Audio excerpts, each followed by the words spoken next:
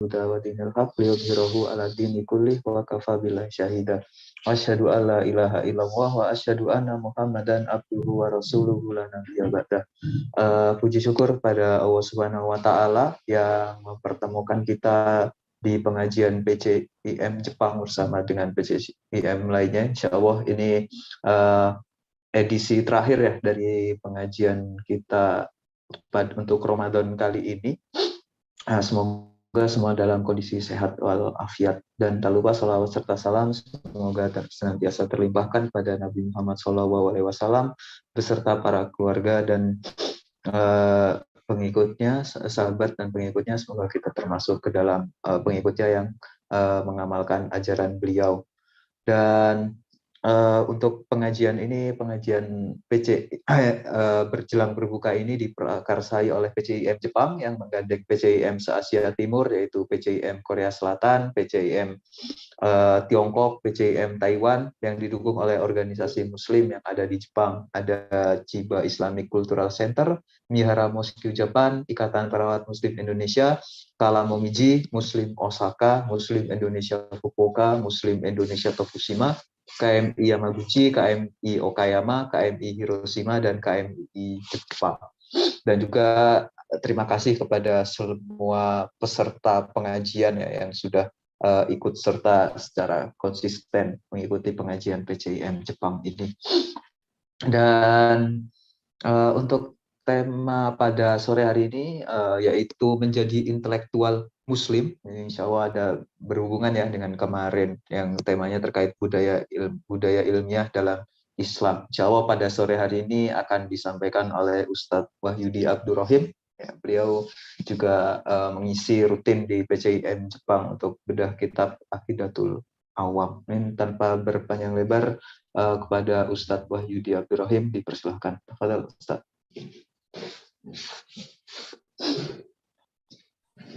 Bismillahirrahmanirrahim. Assalamualaikum warahmatullahi wabarakatuh. Waalaikumsalam. Alhamdulillahirabbil wassalatu wassalamu ala asyrafil anbiya wal mursalin sayyidina wa maulana Muhammadin wa ala alihi washabihi ajmain, amma ba'du. Sama sekalian yang kami hormati, puji syukur kehadirat Allah Subhanahu wa taala. Pada kesempatan kali ini kita masih sama-sama bisa ngaji bareng. Mudah-mudahan mendapatkan berkah dari Allah Subhanahu wa taala. Salawat berserta salam semoga tetap tercurahkan kepada junjungan kita Nabi Agung Muhammad Sallallahu Alaihi Wasallam. Sama sekalian yang kami hormati, sebelumnya kami mohon maaf, pertemuan kemarin laptop Zoom-nya error, dan ternyata sekarang masih error lagi. Ini saya pakai HP, mudah-mudahan lancar. Terkait dengan intelektual Muslim seperti yang tertera di dalam materi, ketika kita melihat atau menisbatkan diri sebagai intelektual Muslim, maka di situ ada dua hal, yaitu intelektual dan Muslim. Artinya kita terikat oleh norma-norma keislaman. Kalau kita mengaca kepada pemikiran-pemikiran klasik, maka ada syarat tertentu yang harus dimiliki oleh seorang intelektual Muslim. Intelektual Muslim itu pijakannya yang pertama jelas, yaitu Al-Quran dan Sunnah Rasulullah Shallallahu Alaihi Wasallam. Maka segala hal yang terkait dengan pemikiran keislaman, entah itu dia spesialisasinya di dalam bidang ekonomi, politik, sosial budaya, filsafat, dan lain sebagainya, pijakan utamanya harus berlandaskan kepada Al-Quran dan Sunnah Rasulullah Shallallahu Alaihi Wasallam. Dengan kata lain, ia tidak akan mengeluarkan pemikiran Islam yang kiranya bertentangan dengan Al-Quran dan Sunnah Rasulullah Shallallahu Alaihi Wasallam. Di dalam Muhammadiyah sendiri sudah jelas disebutkan bahwasanya tujuan daripada Muhammadiyah berdiri adalah tegaknya amar ma'ruf nahi munkar yang bersumber daripada Al-Quran dan Sunnah Rasulullah Shallallahu Alaihi Wasallam. Sunnah Rasulullah dan juga Al-Quran itu menggunakan bahasa Arab.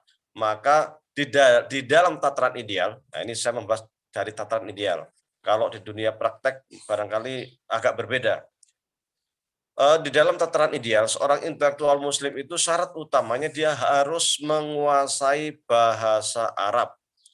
Tak mungkinlah kita punya jargon kembali kepada Al-Quran dan Sunnah Rasulullah Shallallahu Alaihi Wasallam manakala kita tidak mampu memahami Al-Quran dan Sunnah Rasulullah Shallallahu Alaihi Wasallam yang berbahasa Arab. Maka pemahaman bahasa Arab ini menjadi mutlak dibutuhkan. Di dalam fatwa Ibnu Taimiyah, Majmu' Fatawa juga di sana disebutkan oleh Ibnu Taimiyah mengenai pentingnya kemampuan bahasa Arab bagi mujtahid. Bahkan dia katakan tidak mungkin, kata Ibnu Taimiyah, mustahil orang mengatakan hendak beristihad kalau dia tidak paham bahasa Arab. Bahasa Arab sendiri sesungguhnya juga banyak seluk-beluknya, banyak detail-detailnya, adat banyak cabangnya, nahwu, soroh, balaghah, dan lain sebagainya, batik, bayan, ma'ani, dan lain sebagainya. Namun untuk memperdalam ke arah sana tidak harus, kecuali memang dia akan menjadi seorang mujtahid dalam bidang-bidang tertentu. Kalau sekiranya dia katakanlah hanya ingin menjadi psikolog muslim atau menjadi seorang sosiolog muslim dan lain sebagainya, maka kemampuan bahasa Arab saja, aktif pasif itu saja sudah cukup. Adapun detail-detail di dalam struktur bahasa Arab menjadi tidak wajib, sehingga dia hanya mampu bagaimana dia itu mampu memahami apa yang tertera di dalam Al-Quran Sunnah, syarah-syarahnya, tafsir-tafsirnya, dan lain sebagainya. Yang kedua, ketika dia sudah punya basic bahasa Arab, seorang intelektual muslim harus punya pijakan. Apakah pijakan intelektual muslim itu? Selain Al-Quran dan Sunnah beserta pirantinya adalah turos Islam. Apa yang dimaksud dengan turos Islam? Yang dimaksud dengan turos Islam adalah turos itu masa lalu. Artinya peninggalan intelektual muslim masa lalu. Kalau di dunia Arab, istilah turos biasanya dikaitkan dengan umur sebuah intelektual atau karya intelektual. Dibatasi menjadi 100 tahun. Karena nanti di sana ada implikasi-implikasi lain. Ketika sebuah pemikiran ataupun buku ataupun naskah sudah 100 tahun, maka sudah dianggap sebagai bagian dari turos, artinya peninggalan pemikiran Islam masa lalu. Implikasinya adalah ketika dia sudah dianggap turos, maka pemikiran tersebut sudah boleh disebarluaskan tanpa adanya hak cipta. Kalau buku sudah tidak perlu lagi adanya hak cipta, sudah habis. Siapapun boleh menerbitkan, siapapun boleh menyebarkan. Turas Islam itu sesungguhnya sudah sangat luas, sangat banyak sekali. Ketika kita memaknai turas Islam adalah sebuah peninggalan masa lalu, baik berupa sejarah, baik berupa sosiokultural, baik berupa buku dan sebagainya, maka tentu akan dimulai sejak zaman Nabi Muhammad sampai 100 tahun silam. Maka seorang muslim agar mempunyai pijakan yang kuat, dia harus paham itu, paham apa turas Islam dan sesuai dengan spesialisasi ilmu yang dia dalami. Sekiranya dia itu adalah seorang filosof, maka dia harus tahu siapa itu Ibnu Sina, siapa itu Al-Kindi, siapa itu Al-Farabi, siapa itu Ibnu Tufail, siapa itu Ibnu Rus, dan lain sebagainya. Sekiranya dia adalah seorang sosiolog, dia harus tahu Ibnu Khaldun, dan lain sebagainya.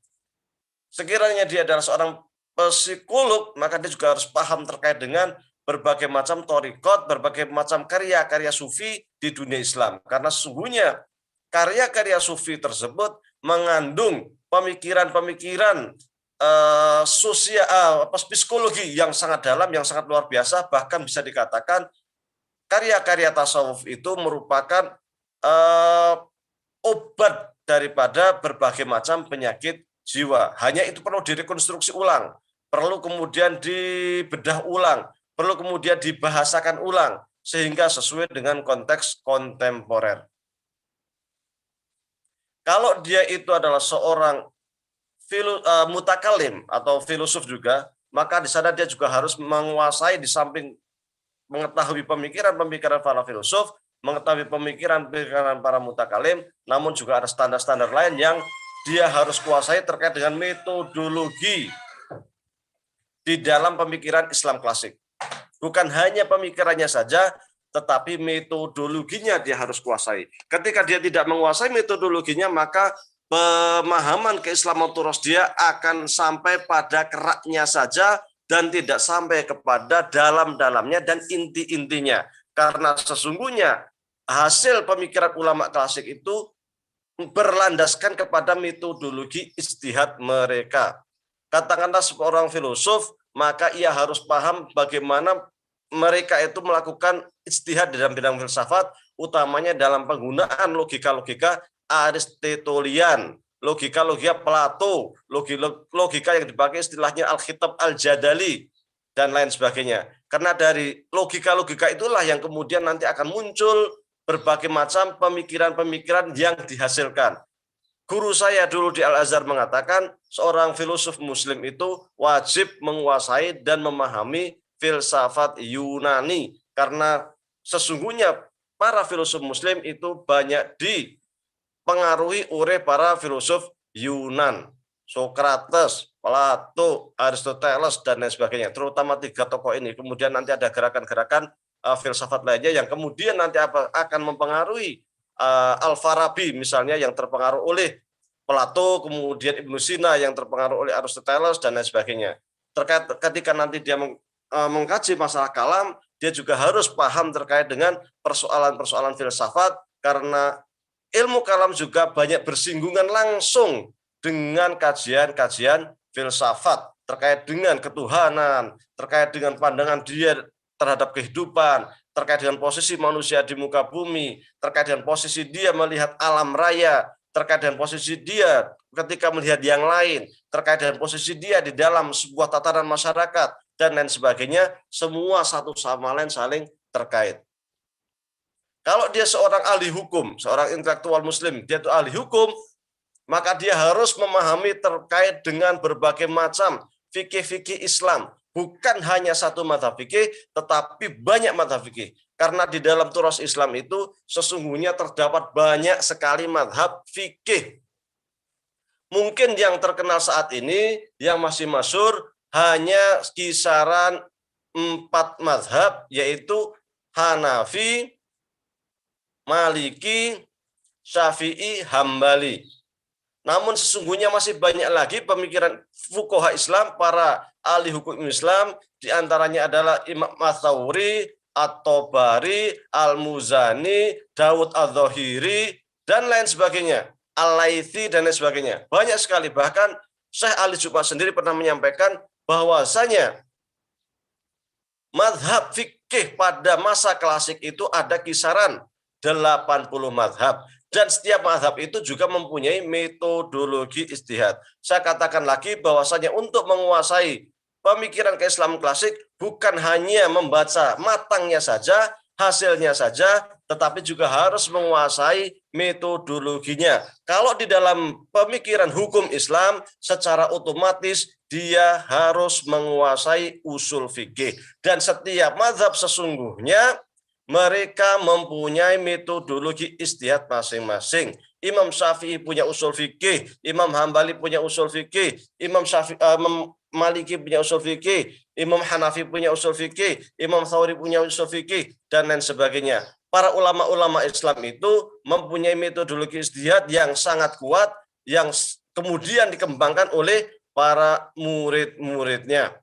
Dalam mazhab Syafi'i nanti akan muncul berbagai macam usul fikih yang dikembangkan oleh Imam Al-Ghazali, Imam Haramain dalam kitab Al-Burhan yang memasukkan maqasid syariah, mulai ada rintisan maqasid syariah dikembangkan oleh Ghazali, diperluas lagi oleh Imam Ishaq Abdus Salam di dalam bukunya Qawaidul Ahkam fi Masalihil Anam, dan lain sebagainya. Kemudian oleh mazhab lain, Imam Syatibi menulis buku dengan judul Al-Muwafaqat yang dianggap sebagai pijakan atau apa istilahnya, ilmu cabang, ilmu baru di dalam maqasid syariah. Jika sebelumnya maqasid hanya bagian dari usul fikih, maka Imam Syatibi kemudian merumuskan maqasid menjadi ilmu yang independen, sehingga ilmu maqasid saat ini menjadi ilmu yang berkembang sangat luar biasa. Ketika kita memahami metodologi setiap para ulama tadi itu, maka kita akan lebih leluasa memahami hukum-hukum Islam. Ini sangat penting karena nanti terkait dengan bagaimana kita akan memahami realitas kontemporer.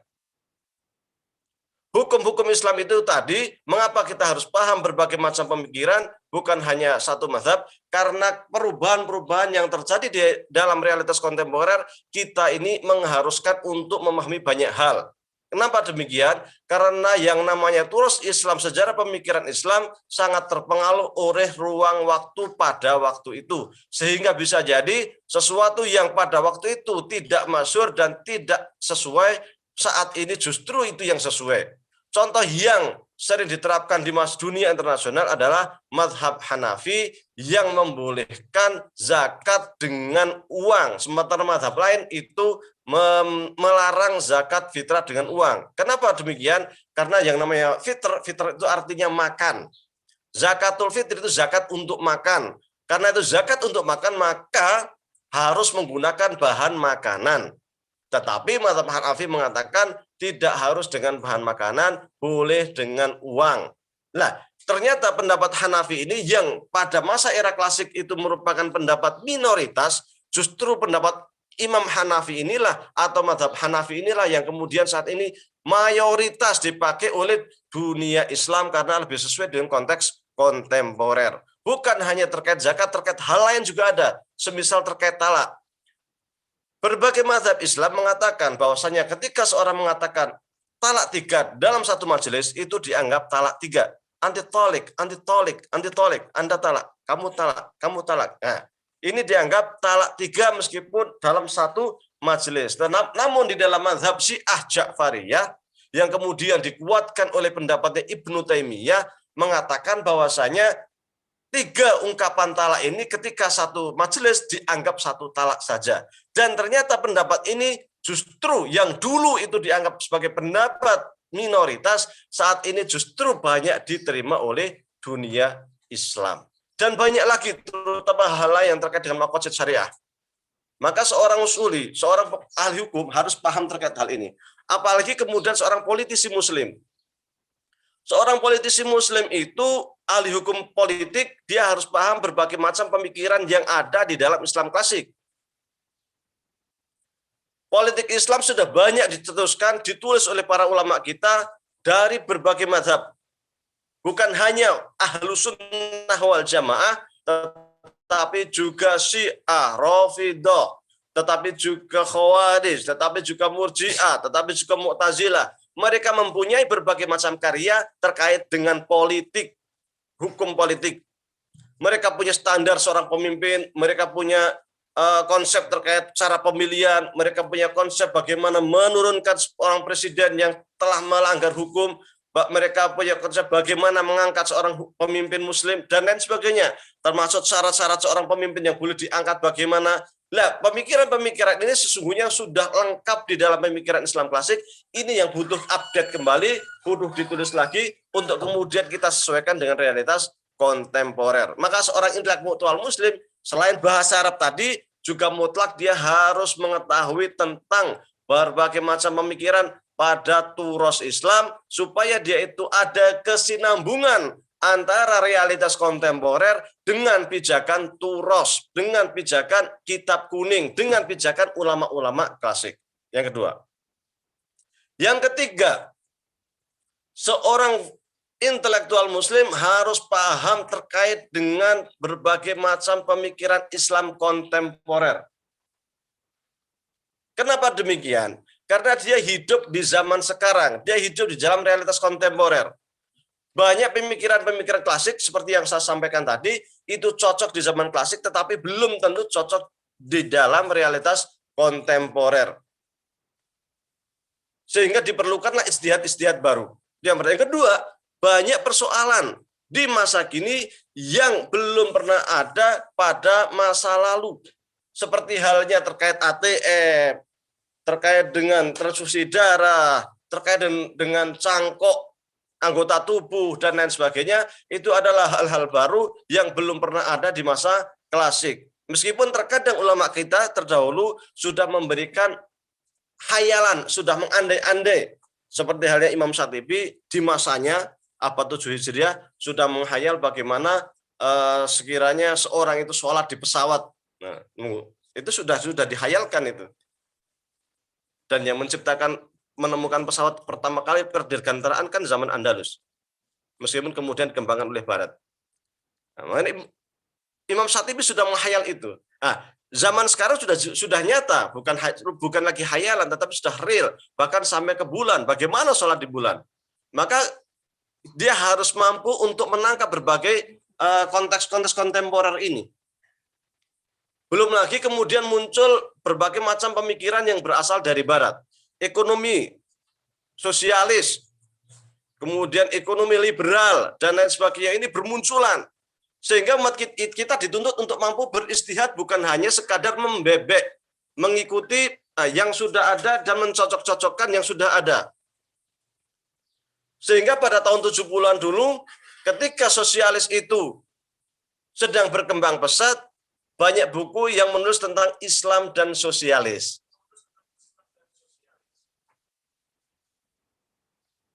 Ketika saat ini, sebentar,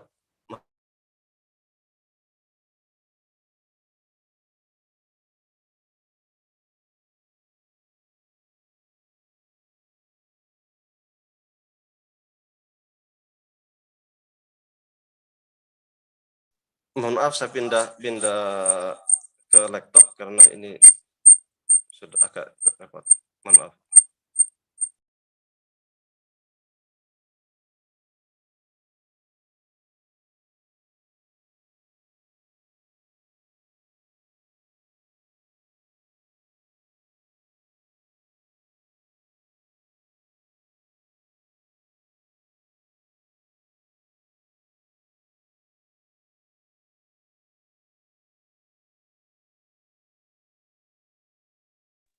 Ya, sambil kita tunggu ya.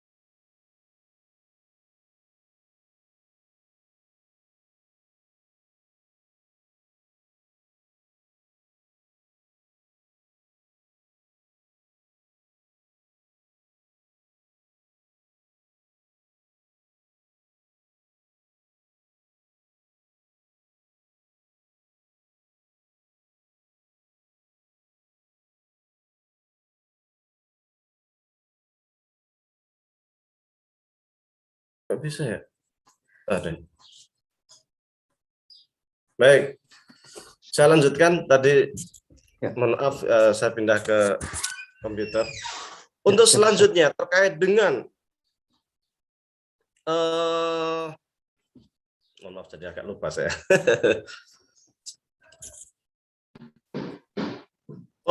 Politik Islam, katakanlah demikian.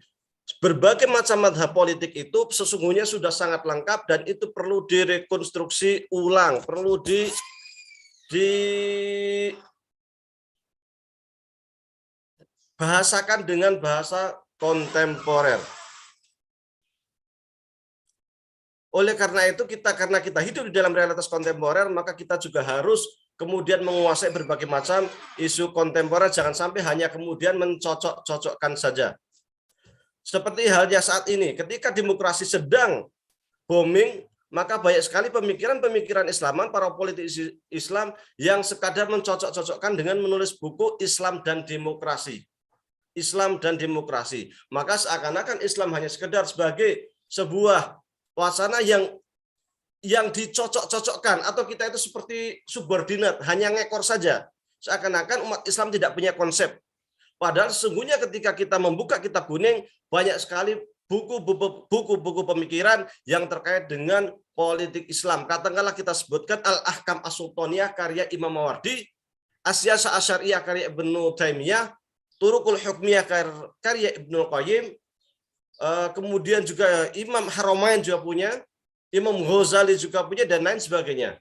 Bahkan ketika kita membuka ilmu kalam, di bab terakhir ilmu kalam itu selalu diakhiri dengan bab yang namanya al-imamah atau politik Islam. Namun sayangnya karena para intelektual muslim saat ini banyak yang tidak memahami turas Islam, akhirnya membebek ke barat. Semua yang datang dari barat dianggap sebagai hal baru yang perlu diikuti. Ijtihad-ijtihad terkait dengan pemikiran politik Islam menjadi sangat sedikit. Belakangan sudah mulai berkembang, tetapi masih belum sesuai dengan harapan. Bahkan di beberapa universitas Islam di Indonesia sudah membuka jurusan politik Islam, namun sayangnya ini masih menginduk atau merujuk ke pemikiran barat modern, jarang yang mau untuk merekonstruksi ulang atau mengkaji atau memperdalam turos-turos Islam itu. Nah, ini yang kita butuhkan. Terkait dengan katakanlah pemikiran Islam, politik filsafat, masih gandrung dengan berbagai macam filsafat barat.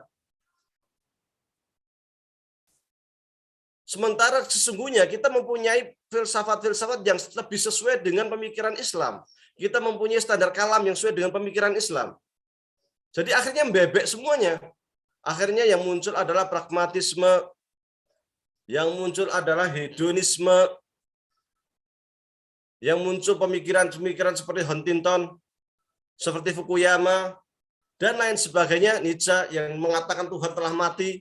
Akhirnya yang muncul di dunia Islam, masyarakat Islam adalah masyarakat yang hedonis, yang tujuannya itu hanya keduniawiaan, yang dia itu sinetronnya itu yang isinya rebutan waris, isinya dunia, semacam-macam.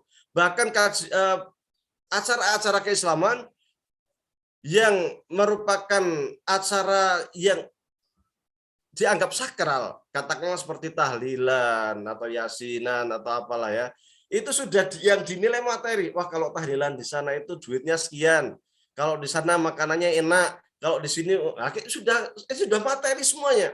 Ini bahaya.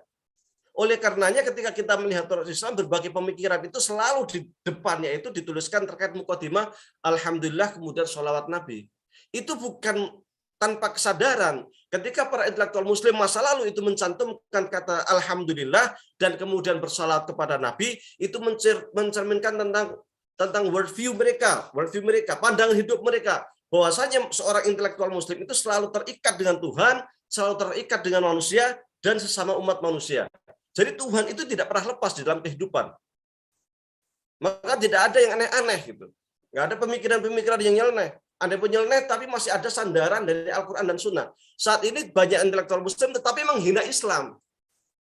Makanya disebut namanya saja intelektual muslim. Saya katakan tadi, seorang intelektual muslim syarat utama harus paham Quran Sunnah. Quran Sunnah berbahasa Arab harus paham bahasa Arab. Karena kemudian para ulama kita telah memberikan landasan pemikiran, maka kita juga harus paham terus Islam itu. Karena kita hidup di era kontemporer, maka kita juga harus memahami realitas kontemporer, termasuk pemikiran-pemikiran yang berasal dari Barat juga harus kita pahami supaya kita mampu memberikan counteran atau menolak jika memang tidak sesuai dengan ajaran Islam. Memang kita tidak boleh serta-merta menolak, karena memang seperti yang disebutkan oleh Ibnu Rus di dalam bukunya Faslul Maqal fi ma bainal hikmah wa syar'i wal ittisal, di situ mengatakan bahwasanya terkait dengan keilmuan non-muslim itu ada beberapa cara yang harus kita lakukan. Pertama adalah menerima. Yang kedua, setelah diterima, dikaji, baru kita seleksi. Setelah diseleksi, kemudian dicek mana yang sesuai, mana yang tidak. Yang tidak sesuai adalah dicoret. Yang sesuai kita terima.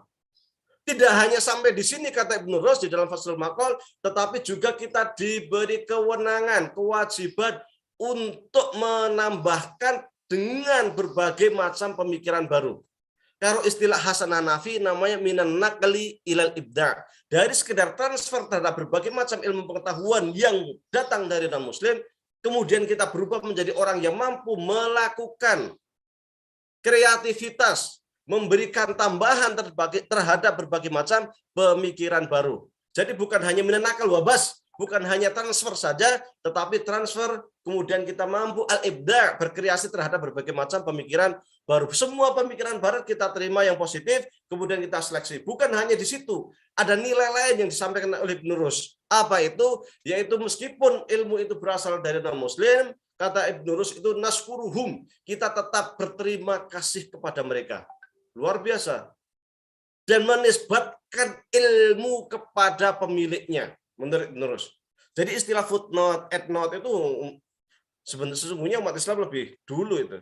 Standar penulisan ilmiah itu sudah dikuasai oleh umat Islam sejak zaman dulu. Kita itu kalau Anda baca Turas Islam itu selalu disebutkan kalau pemikiran ini karya Imam Syafi'i akan disebutkan karya Syafi'i. Kalau ini karya Imam siapa disebutkan di situ. Di dalam catatan langsung di tulisannya itu di dalam paragrafnya tersebut. Karena bagi umat Islam, ulama kita mengajarkan kita tidak diperkenankan kemudian mengatakan sesuatu yang itu sesungguhnya perkataan orang lain. Kalau itu perkataan orang lain, ya kita disebutkan pada orang lain itu. Dan itu disebutkan secara soal juga oleh Ibnu Salah di dalam mukadimahnya. Ibnu Salah lebih tegas lagi. Kalau kita itu sami'tu, kalau kita itu mendengar dari saya, kita sampaikan sami'tu. Saya mendengar dari saya. Kalau kita itu mendapatkan ilmu transferan langsung, ya sampaikan bahwa saya mendapatkan langsung secara langsung syafahian, tahaddatsa bi atau apalah, akhbarona atau akhbaroni telah menyampaikan kepadaku, jelas. Jadi transmisi keilmuannya jelas. Maka ada istilah sanad di dalam pemikiran Islam. Sanad itu adalah untuk menyambungkan antara pemikiran yang sekarang dengan yang masa lalu, juga sebagai tanggung jawab ilmiah bahwasanya ilmu ini mendapatkan dari mana. Selanjutnya, ini yang cukup penting. Belakangan ini kita sering menemukan para intelektual Muslim yang sering nyeleneh karena mereka menganggap bahwasannya filsafat barat modern, postmodernisme ataupun hermeneutika terutama strukturalis, dekonstruksi dan sebagainya itu wow, luar biasa. Teks baik Al-Qur'an Sunnah itu dianggap teks sama. Quran, Sunnah, sastra itu sama semuanya. Mereka adalah teks yang layak untuk dikaji dan seorang pemikir mempunyai kewajiban kewenangan mutlak untuk dapat menafsirkan teks. Ini merupakan bagian atau salah satu pemikiran daripada hermeneutika dekonstruktif. Dan ini sangat berbahaya. Kenapa demikian? Karena pemikiran seperti ini akan merekonstruksi, bukan hanya rekonstruksi, akan mendekonstruksi berbagai macam pemikiran-pemikiran Islam yang sudah dianggap baku. Maka jangan kaget ketika kemudian ada orang yang mengaku sebagai seorang intelektual Muslim, tetapi kemudian mengatakan haji itu tidak perlu lagi, cukup kita itu bersedekah sudah cukup, banyak orang miskin, lebih baik untuk orang miskin saja. Padahal jelas haji itu wajib sekali. Kalau udah sekali ya terserah lah, kan gitu. Ada yang mengatakan waris itu sama laki-laki perempuan sama, nggak usah lah, laki-laki lebih besar 2 kali lipat dibanding perempuan. Ada yang mengatakan seorang laki-laki itu hanya boleh menikah 1 istri saja karena 4 istri itu layaknya zaman dulu, zaman sekarang sudah tak layak. Ada yang mengatakan nggak ada pemikiran politik Islam. Politik itu ya semuanya berpolitik, macam-macam. Bahkan ada yang mempertanyakan qot'iyat, hal-hal yang sawabit itu didekonstruksi oleh mereka. Dan sayangnya pemikiran seperti ini ternyata juga berkembang di para intelektual Muslim di Muhammadiyah. Ketika Anda membaca buku Fikih Kebinekaan, pemikirannya Syekh Amin Abdullah, Syekh Hamim Ilyas, mereka itu ataupun Syekh Muhammad Azhar yang kemudian saya kantor di dalam buku saya menggugat Fikih Kebinekaan yang 292 halaman itu, mereka itu mewacanakan, mendukung berbagai macam filsafat barat modern, terutama hermeneutika dan dekonstruksi ini yang menurut saya sangat berbahaya. Apalagi kemudian Amin Abdullah sampai mengatakan perlu kaji ulang terhadap berbagai persoalan yang sifatnya sudah qot'i. Kalau persoalan qot'i dikaji ulang, berarti sholat harus dikaji ulang dong. Qot'i itu apa sih? Qot'i itu adalah persoalan yang tidak ada perbedaan pendapat di kalangan para ulama karena memang maknanya cuma itu. Qot'i itu di dalam usul fikih dibagi menjadi beberapa hal. Satu terkait dengan ketuhanan. Tuhan Allah itu satu. Ada malaikat, ada hari akhir, ada surga, ada neraka. Ini sesuatu yang qot'i, ada alam kubur. Kita tidak boleh menafsir ulang. Allah menjadi 2, itu nggak boleh. Kafir langsung kita. Karena ini sesuatu yang pasti. Kita tafsirkan akhirat itu hanya di dunia, di akhirat nggak ada akhirat. Nggak bisa.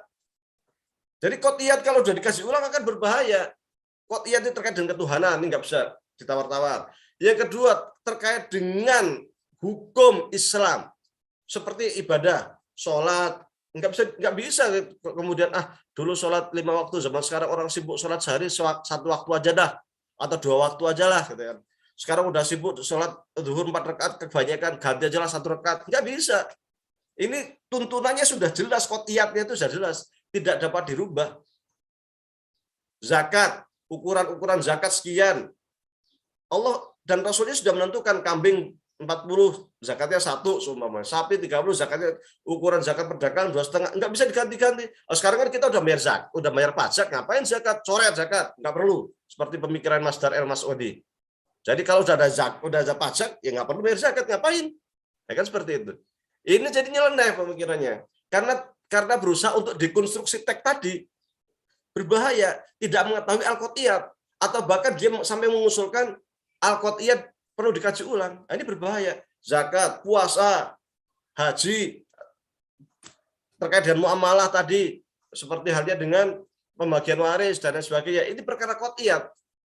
Qat'iyat yang ketiga terkait akhlak. Akhlak ini kepada sesama muslim kita harus jujur, kepada siapapun kita harus jujur, kita harus baik hati. Ini nggak bisa dirubah. Nggak bisa kemudian, kita sekarang kan zaman modern, korupsi boleh dong. Nggak bisa. Menipu boleh dong. Nggak bisa. Gitu. Ada akhlak, ada etika. Maka ketika ada pemikiran-pemikiran modern, kemudian seperti yang berkembang di barat, bahwasanya politik itu berdasarkan maslahat, politik itu yang penting itu pragmatis, sekarang tahu besok tempe, apapun bisa dirubah, apapun bisa dilakukan, menghalalkan segala cara, ini nggak bisa di dunia Islam. Ada etika. Maka kemudian Al-Farabi menulis buku judulnya Ad-Daulah Al-Fadilah, seorang filsuf muslim, negara ideal, di mana di situ menyebutkan berbagai macam para pemangku kebijakan yang harus dilakukan oleh seorang politisi. Ya tidak boleh bohong, tidak macam-macam lah. Ada etika-etika yang kemudian harus dilakukan oleh seorang politisi muslim. Seorang filosof muslim akhlak seperti Ibnu Miskaweh di dalam bukunya Tahribul Akhlak juga memberikan rincian-rincian yang sangat detail terkait dengan etika-etika yang sejatinya harus dilakukan oleh seorang muslim. Imam Al-Ghazali dalam Ihya-nya juga telah menyebutkan secara detail sekali terkait etika akhlak seorang muslim. Ini kan masalah qat'iyat. Maka untuk menghadapi berbagai macam pemikiran barat tadi, filsafat dekonstruksi, hermeneutika dan lain sebagainya, kita punya dua piranti yang harus dikuasai seorang muslim, seorang intelektual muslim adalah usul fikih dan ilmu kalam. Kok bisa usul fikih? Karena dari usul fikih itu kita menjadi tahu dhawabit standar, mana yang boleh dirubah, mana yang tidak boleh dirubah. Al-qat'iyat tidak boleh dirubah, tetapi di sana ada namanya al-mutaghayyirat. Ada sesuatu yang boleh dirubah terkait dengan al-wasail, terkait dengan sarana. Seumpama dulu kalau wudu pakai padasan, nah sekarang pakai keran, ya kan? Dulu pakai sumur, itu kan wasail. Boleh lah, bisa dirubah. Masjid dulu pakai sekarang pakai tikar bagus. Dulu naik naik unta, sekarang naik mobil, naik pesawat. Ini kan mutaghayyirat, bisa berubah. Dan kita di sini kita harus tahu bahwa yang berubah itu bisa berubah, jangan dibolak-balik. Karena ada sebagian pemikir Islam yang sesuatu yang boleh dirubah malah nggak dirubah. Ikut sunnah Rasul, Rasul kan kalau makan pakai 2 jari, ya kita kalau makan harus pakai 2 jari. Ya memang Rasul yang dimakan apa? Kurma. Kalau kita makan bubur, masa pakai 2 jari kan ya nggak mungkin. Ya kan seperti itu. Itu namanya nggak kontekstual namanya. Tidak semua sunnah Rasul itu harus diikuti. Rasul hijrah dari Mekah ke Madinah itu naik unta. Apa kita juga harus hijrah dari Mekah ke Madinah? Sunnah itu kan sesuatu yang dilakukan Rasul. Apapun yang dilakukan Rasul itu pasti sunnah. Apapun yang dikatakan Rasul itu pasti sunnah. Qauli. Apapun yang disetujui oleh Rasul itu namanya sunnah. Sunnah itu ada 3, qauli, fi'li, takriri. Tidak semua sunnah itu harus kita laksanakan. Kita harus mengetahui posisi Rasul. Apakah sebagai Rasul, apakah sebagai pemimpin militer, apakah sebagai qadhi, apakah sebagai manusia biasa, apakah sebagai seorang suami, apakah sebagai seorang yang bagian dari masyarakat, dan lain sebagainya. Kita harus tahu posisi-posisi tersebut supaya kita bisa menempatkan apa itu sunnah Rasul, nanti kaitannya dengan ats-tsawabit wal mutaghayyirat. Pakai jubah jalabiyah, ya memang sunnah Rasul, karena Rasul menggunakan jalabiyah. Tetapi apakah itu harus diikuti? Oh tidak, karena ini terkait dengan tradisi orang Arab. Orang Arab memang tradisinya pakai jalabiyah. Kenapa nggak pakai sarung? Nggak, bukan tradisi orang Arab pakai sarung. Di zaman dulu nggak kenal sarung kan gitu. Di Indonesia ya, di Indonesia terserah Anda mau pakai sarung, pakai jalabiyah, yang penting menutup aurat. Ini kan mutaghayyirat. Yang mutaghayyirat silakan rubah, tapi yang qat'iyat tidak boleh dirubah. Dan jangan dibolak-balik. Yang mutaghayyirat malah tidak boleh dirubah, yang qat'iyat malah dirubah-rubah. Kacau nanti, maka dibutuhkan usul fikih. Yang kedua ilmu kalam. Loh, kenapa kok ilmu kalam? Oh, ternyata sudah. Karena terkait dengan ilmu kalam itu kita bisa memposisikan diri sebagai orang yang harus mengetahui manusia, posisi manusia kepada Tuhan, posisi manusia kepada manusia, posisi manusia ke dalam alam raya, dan lain sebagainya. Dan kita juga mengetahui posisi Al-Quran itu. Bahwa Al-Quran itu merupakan kalamullah yang tidak akan pernah berubah. Di dalam buku saya menggugat fikih kebinekaan, ketika saya mengkantar pemikiran-pemikiran hermeneutika, saya menggunakan ilmu kalam ini untuk mengkantar mereka yang mengatakan bahwasanya Al-Quran merupakan produk budaya. Al-Quran yang merupakan produk budaya ini yang mencetuskan pertama kali adalah Nasir Hamid Abu Zaid di dalam bukunya Mafhumun Nas. Yang kemudian Nasir Hamid ini dianggap kontroversi oleh berbagai tokoh pemikir Muslim, kemudian dia itu diadukan ke Mahkamah Mesir karena dianggap ketika manusia mengatakan Quran produk budaya, berarti Quran itu hasil rekayasa Nabi Muhammad, bukan kalamullah. Dan kalau dia produk budaya, berarti dia hasil dari lingkungan sosiokultural yang berkembang pada waktu itu. Artinya Al-Quran bisa berubah sesuai dengan ruang waktu. Maka kemudian Nasir Hamid ini dilaporkan ke pengadilan dan dicek apakah pemikirannya ini bertentangan dengan Islam atau tidak, dan oleh pengadilan Mesir dianggap bertentangan dengan Islam sehingga pelakunya dianggap keluar dari Islam, dan pengadilan Mesir mengatakan Nasir Hamid Abu Zaid telah murtad. Karena dia dianggap murtad, maka dia wajib menceraikan istrinya. Tetapi pemikiran Nasir Hamid ini yang di Mesir dianggap murtad ini justru diamini oleh banyak sekali para tokoh pemikir Muslim, para cendekiawan Muslim. Di antaranya adalah Syekh Amin Abdullah atau Profesor Dr. Amin Abdullah, mantan Ketua Majelis Tarjih dan Tasdid Muhammadiyah. Anda bisa baca bukunya di Fikih Kebinekaan. Sementara kalau kita menggunakan ilmu kalam, jelas ilmu kalam itu mengatakan Al-Quran itu kalamullah yang sifatnya azal. Karena dia kalamullah yang sifatnya azal, maka dia tidak terpengaruh sama sekali oleh ruang waktu. Kok bisa? Allah itu azal, kalamullah itu sifat. Sifat itu selalu mengikuti mausuf. Ketika sifatnya mausufnya itu azal, maka sifatnya harus azal. Ketika mausufnya itu qadim, sifatnya harus qadim. Allah itu qadim, maka kalamullah harus qadim. Berarti Al-Quran sebagai kalamullah itu harus qadim. Karena ia qadim berarti dia tidak terpengaruh oleh ruang waktu. Dia bukan produk budaya. Sebelum Allah menciptakan langit, bumi seisinya, kalamullah ini sudah ada. Al-Quran ini sudah ada, sehingga ketika Anda membaca tafsir inna anzalnahu fi lailatul qadar, para ulama mengatakan yang dimaksud inna anzalnahu fi lailatul qadar adalah Al-Qur'an secara utuh yang merupakan kalamullah itu turun di Baitul Izzah. Kemudian dari sanalah turun ke muka bumi secara munajjaman, secara periodik, secara bertahap. Hanya kemudian para ulama kalam mengatakan terkait dengan bahasa Al-Qur'an, hanya bahasa Al-Quran saja yang makhluk. Kenapa bahasa Al-Quran yang makhluk? Karena Al-Quran menggunakan bahasa Arab. Alif lam mim, dzalikal kitabul la raiba fihi, dan sebagainya. Itu bahasa Arab. Yang namanya bahasa itu terpengaruh oleh ruang waktu. Sebelum ada langit bumi isinya tidak ada bahasa. Kemudian Allah ciptakanlah langit bumi, ciptakan manusia, muncullah bahasa. Al-Quran menggunakan bahasa Arab, artinya bahasa Al-Quran itu sendiri memang makhluk. Kemudian para ulama usul menggali hukum menggunakan bahasa Al-Quran yang makhluk. Sehingga terkait erat antara usul fikih dan ilmu kalam. Sementara Al-Quran sebagai kalam nafsi sendiri, itu adalah kalamullah yang sifatnya azal, yang tak terpengaruh oleh ruang waktu, karena ia telah ada bersama dan adanya Allah Subhanahu wa Ta'ala.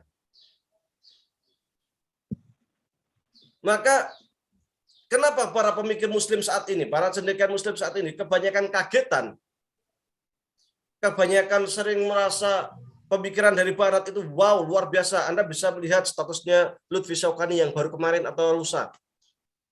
Betapa dia itu sangat membanggakan Barat sehingga sampai mengatakan kalau ada yang bertanya ke saya, Anda ingin belajar kemana? Saya tidak akan rekomendasikan untuk belajar di Timur Tengah, apakah di Azhar atau di Madinah atau dimanapun. Kalau ingin belajar Islam ke IAIN atau ke Barat, karena di Barat metodologinya jelas, keilmuannya luar biasa, risetnya luar biasa, perpustakaannya luar biasa. Siapa yang mengatakan demikian? Lutfi Syawkani. Sehingga dia sampai mengatakan bahwasanya santri Al-Azhar atau pendidikan di Al-Azhar itu seperti majelis taklim. Seperti itulah. Jadi kalau datang dari Barat tuh wow. Di Mesir pun pernah ada orang seperti itu. Dia namanya adalah Toha Hussein. Di mana Toha Hussein itu mengatakan Mesir ini bagian dari Barat, maka semua pemikiran Mesir harus berujuk ke Barat. Maka memang benar, westernisasi ini memang luar biasa. Upaya-upaya supaya umat Islam itu mengikuti peradaban Barat itu luar biasa. Padahal umat Islam itu pernah menjadi pusat peradaban dunia. Pada masa Bani Umayyah, pada masa Bani Abbas, itu luar biasa. Pada masa Utsmaniyah awal, sampai pertengahan itu luar biasa. Yang namanya kitab Al-Hawi, buku kedokteran karya Ar-Razi, yang 16 jilid, itu menjadi rujukan penting di Barat sampai 8 abad. Banyak persoalan-persoalan kimia yang sampai sekarang bahasanya itu tetap menggunakan bahasa Arab. Matematik, kalau Anda belajar matematik, kita akan ketemu istilah aljabar. Aljabar itu siapa yang menemukan? Itu Khawarizm. Terkait dengan ilmu optik, yang menemukan juga umat Islam. Dirgantara, saya sampaikan tadi, Andalus. Jadi luar biasa sebenarnya umat Islam pernah menjadi poros peradaban dunia. Tapi kemudian sekarang dikit-dikit Barat, sampai belajar agama pun harus ke Barat. Masa iya sih? Kan aneh gitu. Ketika umat Islam mengaku sebagai seorang cendekiawan Muslim, tetapi dikit-dikit merujuknya ke Barat. Ini menjadi persoalan besar, pertanyaan besar bagi kita. Maka supaya kita tidak nyeleneh tadi, saya simpulkan sebelum saya tutup, kita seorang intelektual Muslim ideal. Saya katakan ideal karena di dunia nyata sering sekali tidak terjadi. Karena kadang ngaku intelektual Muslim tapi pahamnya di buku terjemahan, pahamnya dari buku ya bahasa Indonesia, bahasa Inggris gitu kan. Tapi dia udah bangga saya intelektual Muslim gitu kan gitu. Nah, itu ditolak sama Ibnu Taimiyah itu. Bagi Ibnu Taimiyah seorang intelektual Muslim itu harus bisa bahasa Arab, ya kan? Seorang intelektual Muslim ya tahu terus Islam, peka terhadap persoalan kontemporer, tahu berbagai macam pemikiran yang berasal dari Barat modern, dan tentu kita bisa menguasai usul fikih, menguasai ilmu kalam ini untuk spesialisasi tertentu. Adapun spesialisasi yang lain, silakan kuasai metodologi terkait dengan keilmuan sesuai dengan spesialisasi dia. Maka saya katakan nanti tasawuf itu perlu direkonstruksi. Sangat bagus untuk kajian-kajian psikologi Islam. Berbagai persoalan politik klasik silahkan dikasih. Sangat bagus untuk kemudian kita rekonstruksi terhadap berbagai macam pemikiran politik Islam dan lain sebagainya. Termasuk kajian Muqaddimah Ibnu Khaldun itu silahkan dikaji karena sangat bagus. Jadi demikian, kurang dan lebih mohon maaf. Mohon maaf kebanyakan waktu ya. Selanjutnya kita lanjutkan pada sesi dialog. Assalamualaikum warahmatullahi wabarakatuh. Waalaikumsalam warahmatullahi wabarakatuh. Terima kasih jazakallahu khair pada Ustadz Wahyudi yang sudah menyampaikan terkait menjadi intelektual Muslim. Tadi yang saya garis bawahi itu ya, yang pertama ya, belajar dan memahami bahasa Arab dan juga acuannya tetap pada Al-Qur'an dan As-Sunnah sehingga untuk selanjutnya itu tidak tersesat ya. Ya, baik, silakan jika ada pertanyaan dari peserta yang hadir. Insya Allah sore ini merupakan pengajian terakhir di akhir di Ramadan 1443 Hijriah ini, dan ini sudah waktu hampir buka ya di Jepang dan Korea Selatan dan sekitarnya. Saya ucapkan selamat berbuka puasa dan selamat menunggu bagi yang lain. Saya silakan pada Pak Heri Ahmadi. Baik, Assalamualaikum Ustadz, suara saya terdengar? terdengar? Terdengar. Silakan. Oke. Waalaikumsalam warahmatullahi wabarakatuh. Terima kasih Pak Abdul Basit dan juga Ustadz Wahyudi ya, yang semangat sekali gitu ya, Masya Allah gitu ya. Luar biasa ini di hari-hari terakhir Ramadan. Pertanyaan saya ini aja, Ustadz. Beberapa waktu yang lalu itu pernah ada tweet ya, tulisan di Twitter oleh Profesor Syafiq Mugni mengenai apa? Beliau menyampaikan tentang fenomena kelangkaan ya, mungkin boleh dikatakan kiai dari Muhammadiyah gitu ya. Jadi beliau menyampaikan kan ketua Muhammadiyah dari pertama kali pendirinya itu Kiai Ahmad Dahlan. Terus kemudian dilanjutkan berikutnya sampai generasi berikutnya itu rata-rata kiai ya. Artinya kiai dengan background pesantren, penguasaan kitab kuning dan sebagainya. Sementara akhir-akhir ini kan kalau ketua-ketua Muhammadiyah meskipun sama-sama dari ilmuwan itu dengan background yang mungkin keilmuan modern ya, profesor, doktor, lulusan baik dari dalam negeri maupun luar negeri, tentu bukan berarti menyangsingkan ya, tapi dalam konteks ini fenomena yang umum gitu ya, artinya Muhammadiyah itu untuk kiai yang dengan basic mungkin seperti Ustadz ya, kemampuan keilmuan bahasa Arab, terus kemudian kajian-kajian kitab klasik gitu yang mungkin itu fenomena itu mungkin agak jarang gitu ditemui di Muhammadiyah. Nah, bagaimana pendapat Ustadz Wahyudi mengenai hal ini di kalangan kita Muhammadiyah? Apakah mungkin memang karena sekarang sudah tidak relevan lagi gitu ya? Karena dunia sudah modern gitu, atau memang jangan-jangan mungkin kultur kultur sekarang itu sudah berbeda gitu. Padahal mungkin di tataran tertentu ya, saya merasakan, saya dari Kebumen dulu aslinya kecilnya ada kiai itu luar biasa. Jadi dia tokoh Muhammadiyah juga. Jadi penguasaan lulusan pondok gitu ya, penguasaan intinya luar biasa, kitab kuning dan semuanya itu bahasa Arab dan sebagainya. Sehingga kadang-kadang kita ketika belajar tafsir itu kayak menemukan sesuatu yang tidak kita temukan itu, kita misalnya yang membahas profesor sekalipun. Jadi kadang-kadang itu kita rindu juga seperti itu. Nah, bagaimana tanggapannya dari Ustadz Wahyudi terkait dengan hal ini? Memang sudah disadari semua pihak bahwa kita itu krisis ulama. Disadari semua pihak. Kecuali ya sebagian yang sering apologis. Kan ulama itu kan umum, kita kan ulama dulu kiai, sekarang profesor gitu kan. Kita kan banyak profesor, kita punya banyak doktor. Ya oke lah, Anda berapologi seperti itu ya silakan saja. Tetapi yang jelas kita itu sangat kurang terhadap para kiai yang mempunyai kemampuan di dalam penguasaan kitab kuning atau ilmu agama. Itu diakui aja. Kenapa demikian? Saya kasih contoh. Tolong sebutkan ahli tafsir Muhammadiyah. Pusing kita. Yang sudah ngarang tafsir. Nggak bisa nyebutkan kita. Kita bisa nyebutkan, Hamka zaman dulu, yang sekarang. Tolong sebutkan ahli hadis Muhammadiyah yang karya hadisnya bisa dijadikan rujukan. Pusing juga kita. Tolong sebutkan pakar usul fikih Muhammadiyah yang sudah ngarang banyak usul fikih. Pening juga kita. Yang paling ya ketua majelis tarjih yang sekarang ini. Tapi masa Muhammadiyah segede ini cuma satu orang? Ini kan real. Tapi kalau tolong sebutkan dokter Muhammadiyah, banyak dokter, banyak sekali. Insinyur, banyak insinyur Muhammadiyah, bisa dihitung tuh langsung. Karya-karyanya di gedung-gedungnya bisa disaksikan. Tapi ketika ditanya ahli hadis Muhammadiyah, bingung kita nyarinya. Ini saja, jadi ini aja sebenarnya udah gambaran real bahwa kita itu memang krisis gitu. Jadi nggak usah kemudian kita banyak berapologi gitu. Memang seperti itu. Itu pertama. Yang kedua, kita yang gerak di dunia pesantren sangat merasa di Indonesia itu sesuai dengan catatan Kemenak ada kisaran 29.000 pesantren. Yang milik Muhammadiyah hanya 403. Itu pun belakangan ini, kisaran 15 tahun ini.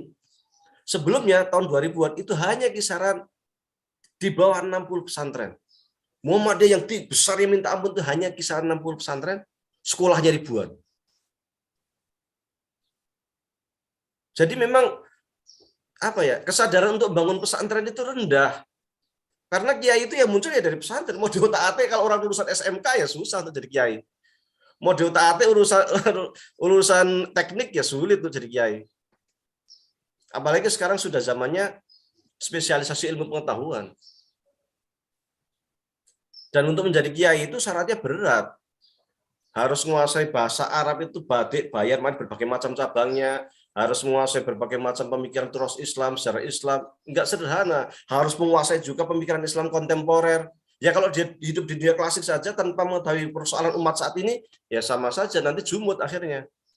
Maka filsafat-filsafat Barat, filsafat yang berkembang di Cina, yang di Rusia, Marxis, apa macam-macam, ya dia harus paham itu. Yang berkembang di Italia, Prancis sana, sekarang itu lagi anget apa, itu harus ngeh gitu, harus connect. Karena kita hidup di zaman sekarang gitu. Tapi di sisi lain dia harus paham terhadap kitab kuning. Nah, karena kesadaran terhadap kebutuhan ini, maka alhamdulillah sekarang sudah muncul lah banyak pesantren Muhammadiyah. Ya meskipun banyak dalam tanda kutip ya, kalau dibanding dengan yang lain 29.000 dibanding 400 ya nggak ada apa-apanya. Tapi ini sudah mending lah kan.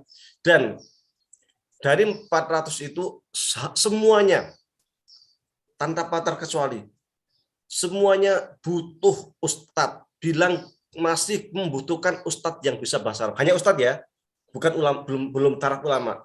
Hanya butuh ustadz yang dia bisa ngajarin bahasa Arab, bisa ngajarin kitab, yang ya inilah. Itu pun kesudahan. Sekarang itu krisis bukan kiai lagi, krisis ustadz saja. Kalau kiai mungkin di atas ustadz lah ya, ulama di atas lagi lah.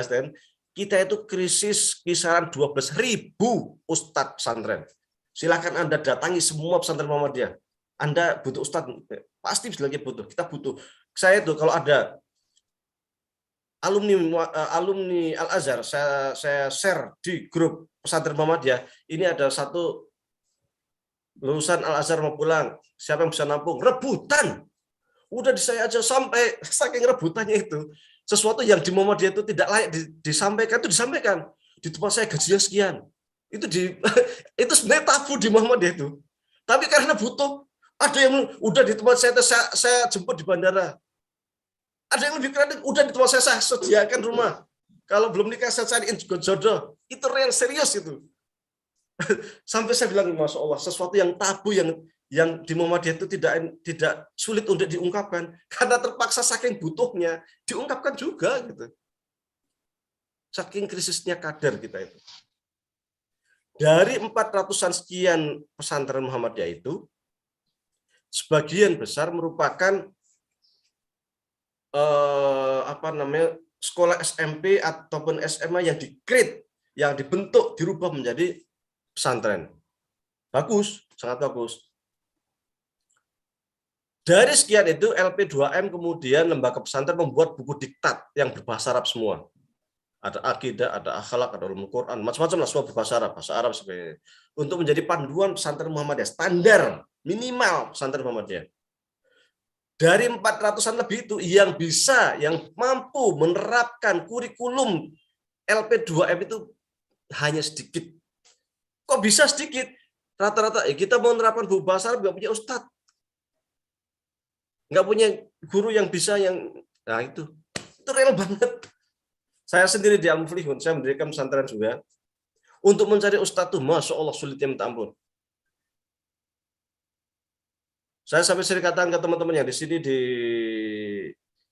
Al-Azhar, ayo siapa yang mau gabung ke kita, ayo silakan gabung ke saya. Kan mau sulit, benar-benar sulit. Itu hanya untuk mencari ustadz ya. Padahal taraf ustadz, bukan taraf ulama. Ulama lebih sulit lagi. Memang kita krisis, maka kaderisasi ulama itu darurat. Kenapa kok darurat? Karena kita itu gerakan Islam. Kita bukan korpri. Kita bukan parpol. Kita itu gerakan dakwah amar ma'ruf nahi mungkar. Yang menggawang ini siapa ya? Majelis Tarjih. Majelis Tarjih ya orang yang harus pandai mampu beristihad. Kalau dia nggak bisa beristihad gimana? Dia bisa merojihkan suatu persoalan. Apalagi di majelis tarjih itu ada dua, tarjih wa tajdid, tarjih dan pembaharuan keislaman. Artinya kita harus mampu melakukan memberikan solusi alternatif terhadap persoalan yang muncul baru-baru ini. Maka adalah fikih ayat, fikih agraria, fikih macam-macam yang modern lah. Kita harus mampu memberikan solusi itu. Dan itu yang bisa ya ulama, yang punya pijakan kitab. Kalau baca kitab aja nggak bisa, gimana mau ijtihad? Nanti ya serampangan, akhirnya halal jadi haram, haram jadi halal, qot'iyat jadi doniyat, doniyat jadi qot'iyat, yang mestinya dirubah nggak dirubah, yang mestinya nggak dirubah dirubah, kacau balau. Makanya ketika saya membaca buku fikih kebinekaan tuh, wah, ngeri istilahnya itu loh. Dan 3 tokoh itu tokoh Muhammadiyah semua. Amin Abdullah itu pernah menjadi ketua Starjid dan Tasdid. Syekh Halim Ilyasi sekarang juga tokoh besar di Majelis Tarjih. Kemudian satu lagi Muhammad siapa namanya? Muhammad Azhar, dosen UGM, dosen UMY juga di Majelis Tarjih. Artinya pemikiran-pemikiran ini juga berkembang di Muhammadiyah. Maka kita harus bisa mengimbangi ini gitu. Kalau tidak, yang pertama, yang kedua, di akar rumput itu banyak yang akhirnya ikut kajian salafi. Kita nggak bisa menyalahkan jamaah. Jamaah nggak punya pilihan. Karena adanya Ustadz Salafi. Sementara dia haus untuk belajar ilmu. Ya akhirnya yang diambil ya Ustadz Salafi. Akhirnya pemikirannya jamaah Muhammadiyah bukan ke Majelis Tarjih, bukan Fatwa Tarjih, tetapi ke Syekh Utsaimin, ke Syekh bin Baz, ke Saudi. Siapa yang salah? Ya kita yang salah. Bukan jamaah itu nggak tahu menang apa-apa. Dia butuh ilmu, dia butuh pencerahan, dia ingin tahu ilmu agama, butuh Ustadz Muhammadiyah nggak ada, adanya Ustadz dari luar, dari NU, atau dari Salafi, ya itu dia undang lah. Apakah salah jamaah? Nggak salah. Kita yang salah gitu. Maka ini solusi ini harus ada. Kaderisasi dai juga ada, bukan hanya kaderisasi ulama. Kaderisasi dai juga harus ada. Maka perlu lembaga Majelis Tabligh perlu sering-sering melakukan pelatihan dakwah, pelatihan dai. Dan pelatihan dai itu bukan sekedar menyampaikan dakwah, tetapi harus ada materi terstruktur, materi yang jelas, yang rapi, sehingga jamaah itu bisa mendapatkan ilmu itu secara jelas, step by step-nya itu jelas, bukan loncat-loncat. Sekarang yang berkembang di Muhammadiyah itu kajian-kajian tematik, sayangnya kajian tematik itu politik. Kajian sore terkait bahasan posisi KPK dalam pergulatan politik Indonesia maunya. Wah, kalau udah kajian politik sudah ada parpol, ngapain kita di Muhammadiyah pengajian politik? Akar rumput itu megap-megap pengen ngasih yang spiritual, ngaji kitab. Saya yakin kalau Muhammadiyah itu para ustadznya itu ngaji kitab banyak yang ikut kok. Dan yang heran lagi, tidak mentradisi di Muhammadiyah itu seorang syekh itu punya binaan jamaah. Kalau Anda lihat di Salafi, Syekh Basalamah punya masjid sendiri, ngaji kitab 1 sampai 3 di situ aja, ya kan? Atau syekh siapa, dia punya. Coba di Muhammadiyah, profesor siapa maunya dia ngaji kitab ini di masjid ini. Jarang, hampir nggak ada. Di Al-Azhar itu para masyayikh, para profesor itu mereka itu nggak gengsi untuk kemudian ngajar di pojok Masjid Azhar yang muridnya cuma 3, 4, 5 itu nggak pernah gengsi mereka. Karena ilmu itu memang harus disampaikan. Saya alhamdulillah dengan PCM Jepang, saya nggak pernah memperdulikan PCM Jepang itu yang datang katakanlah ya alhamdulillah serame ya. Andai kata 3 atau 4 atau 5, saya nggak peduli gitu. Ini tanggung jawab ilmiah. Ya, harus kita sampaikan berapa penyengat. Ya memang kalau yang mau ngaji cuma 3, 4 orang ya nggak apa-apa, ya segitu dia mau ngaji. Pahala tuh Allah yang ngasih kok. Tapi kalau kita konsisten, kontinu, insya Allah juga lama-lama banyak ikut. Dengan PCM Jepang itu sudah 3 tahun, nggak terasa ya kan. Dengan Jakarta sudah 2 tahun, nggak terasa gitu. Tapi bagaimana supaya seorang ustadz itu seperti kita punya namanya siapa di Adi Dayat ya kan, saya Adi Dayat. Nah, dia punya jelas majelisnya itu.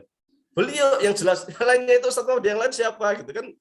Maka pengadaran seperti ini kita perlu seorang ustadz Muhammadiyah itu dia itu duduk di masjid ngajarin jamaah dengan penuh kesabaran. Kiai kampung lah. Jangan gengsi menjadi kiai kampung. Enggak apa-apa kita balik ke kampung ngajarin alif bata, ngajarin iqra, enggak ada masalah. Meskipun gelarnya doktor, profesor seumpama ngajarin iqra, enggak ada masalah gitu. karena itu bagian daripada tanggung jawab intelektual.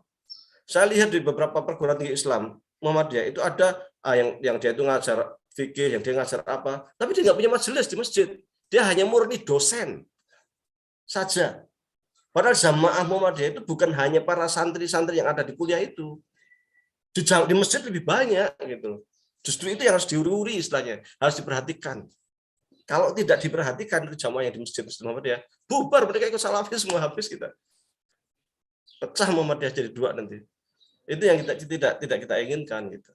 Baik, intinya pengadilan tetap harus ada. Alhamdulillah sudah banyak pesantren Muhammadiyah, PUTM juga mulai dikembangkan, Mahat Ali di yang mulhak yang nyantol dengan Universitas Muhammadiyah juga sudah mulai banyak, ada 17. Tapi anehnya lagi, ketika struktur Muhammadiyah semangat membangun itu di Mahat Ali, yang isi itu, yang menjadi santrinya, kader Muhammadiyah cuma dikit, selebihnya dimanfaatkan oleh non Muhammadiyah, oleh PKS, oleh yang lain-lain. Heran saya dengan.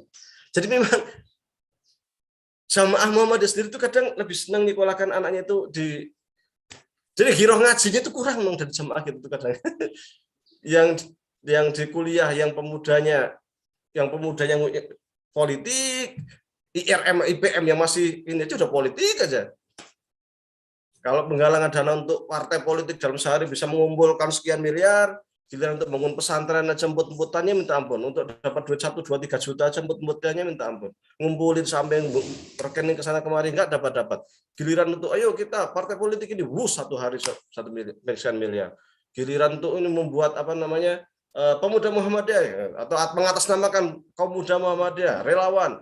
Ini relawan A, relawan B yang ikut banyaknya minta ampun. Tapi giliran ayo kita buat relawan pengajian ke kampung-kampung. Relawan untuk kita itu hijrah jamaah ke kampung mana, nggak ada yang ikut. Kita buat pelatihan, cara ikut. Baik, kurang lebihnya mohon maaf, lanjutkan silakan. Satu pertanyaan lagi kan di sini sudah. Silakan. Ada yang mau ditanyakan tadi, ada yang angkat tangan ya, Bapak atau Ibu Tanta.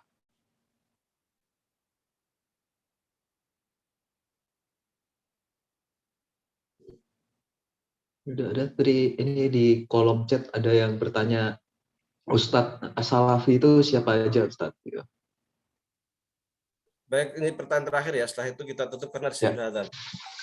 Kalau di Indonesia ada Syekh Basalamah, ada banyak sih sebenarnya. Kalau di YouTube itu ada macam-macam. Anda bisa search di YouTube lah, di Google juga banyak. Biasanya mereka menggunakan istilah manhaj salaf. Manhaj salaf. Itulah saya Salafi. Kalau saya Muhammadiyah sangat sedikit. Baik. Terima kasih banyak. Siap. Bisa sekaligus ditutup dengan doa Ustaz. Baik, mari kita beristighfar. Allahumma shalli ala sayyidina Muhammadin fil awwalin. Astagfirullahaladzim. Allahumma shalli ala sayyidina Muhammadin fil akhirin. Allahumma shalli ala sayyidina Muhammadin fil mala'il a'la ila yaumiddin. Hamdan yuafi ni'amahu wa yukafi mazidah ya Rabbana lakal hamdu kama yanbaghi li jalali wajhika wa 'azimi sultanik. Rabbana taqabbal minna salatana wa siyamana wa ruku'ana wa sujudana wa tadarru'ana wa tahassu'ana wa ta'abbudana wa tammim taqsirana ya Allah ya rabbal alamin. Rabbana zalamna anfusana wa illam taghfir lana wa tarhamna lanakunanna minal khasirin. Rabbana wa la tahmil alaina isran kama hamaltahu 'ala alladziina min qablina. Rabbana wa la tuhammilna ma la taqata lana bihi wa'fu 'anna waghfir lana warhamna. Anta maulana fansurna 'alal qaumil kafirin. Rabbana ighfir lana dzunubana wa liwalidayna warhamhum kama rabbana ya shighara. Rabbana ighfir lana dzunubana wa li ikhwanina alladziina sabaquna bil iman wa la taj'al fi qulubina ghillan lil ladziina amanu. Rabbana innaka ra'ufur rahim. Rabbana atina min ladunka rahmah wa hayyi' lana min amrina rasada. Rabbana inna nas'aluka ilman nafi'a wa 'amalan mutaqabbala wa rizqan halalan thayyiban. Allahumma inna nas'aluka salamatan fid din wa 'afiyatan fil jasad wa ziyadatan fil ilmi wa barakatan fil rizqi wa taubatan qabla maut wa rahmatan 'indal maut wa maghfiratan ba'dal maut. Allahumma hawwin 'alaina fi sakaratil maut wa najjina minan nari wal 'afwa 'indal hisab. Allahumma a'inna 'ala dzikrika wa syukrika wa husni ibadatik. Allahumma ajirna minan nar. Allahumma irfa'na al-bala' wal waba' wal mihan wa ta'an bi rahmatika ya arhamar rahimin. Rabbana atina fid dunya hasanah wa fil akhirati hasanah wa qina adzabannar. Wa sallallahu ala sayyidina Muhammadin wa ala alihi wa sahbihi wa sallam. Subhanaka rabbika rabbil izzati amma yasifun wa salamun alal mursalin walhamdulillahi rabbil alamin. Jazakallah pada Ustaz Wahyudi yang sudah menutup dengan doa dan menyampaikan materi pada sore hari ini. Insya Allah bermanfaat sekali untuk kita semua, dan saya juga mengucapkan terima kasih pada semua peserta yang sudah hadir